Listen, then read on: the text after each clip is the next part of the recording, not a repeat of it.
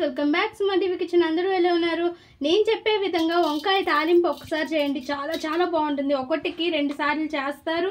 So ఒక ముద్దకి 2 ముద్దలు extra తింటారు, అంత బాగుంటుంది. ఫస్ట్ అయితే ఒక ప్యాన్ పెట్టేసుకొని స్టవ్ పైన దానిలో ఆయిల్ వేసుకొని ఆయిల్ బాగా కాగాలి. కాగిన తర్వాత మినప్పప్పు అండ్ జీలకర్ర, ఆవాలు, పచ్చెనగపప్పు కొద్దిగా వేసుకొని ఆవాలు అవి చిటపటమన్నాక మనం ఆనియన్ రెడీగా కట్ చేసి ఉంచుకోవాలి. ఆనియన్ వేసుకోవాలి. ఫస్ట్ అయితే మనం కొద్దిగా కరివేపాకు వేస్తాం. ఇప్పుడు ఆనియన్ పచ్చిమిర్చి వేసుకోవాలి. వేసి మంచిగా ఈ ఆనియన్ అనేది బాగా ఫ్రై అవ్వాలి.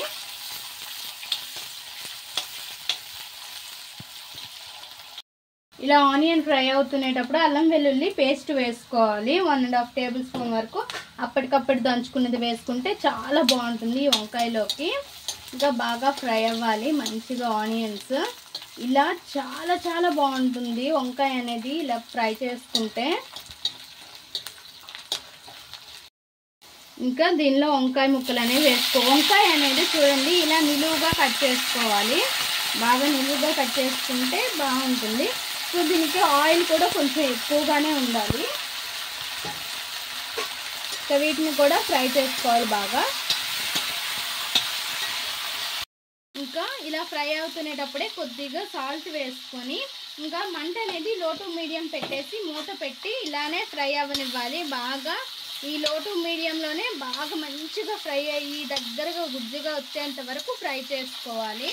అండ్ చాలా తొందరగా కూడా అయిపోతుంది అండ్ టేస్ట్ అయితే అద్దరిపోతుంది. మూత పెట్టేసుకుందాం.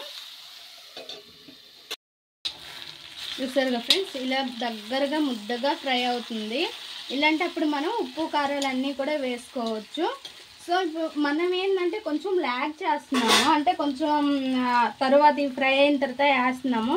పాతకాలంలో అయితే నేను ఒక దగ్గర చదివాను, ఇలానే సేమ్ ఉప్పు కారం అన్నీ కలిపేసి మసాలాలు అన్నీ కలిపేసి కుండలో వేసేసి మగ్గించేసి ఇలానే చేసేవాళ్ళంట ఆయిల్ వేసేసి. అప్పుడు వాళ్ళు అయితే చాలా చాలా బాగుండేదని అనేవాళ్ళు. సో ఇంకా ఉప్పు కారం పసుపు అన్నీ వేసేసేయాలి.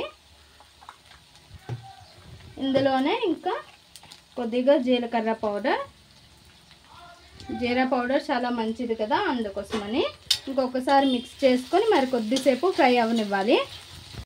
చూసారుగా ఫ్రెండ్స్, ఇంకా వంకాయ తాలింపు రెడీ అయిపోయింది. ఇంకా స్టవ్ ఆఫ్ చేసేసి ఒక బౌల్లోకి తీసేసుకుందాం. చాలా సింపుల్గా అయిపోతుంది, టేస్ట్ అయితే ఎక్సలెంట్గా ఉంటుంది.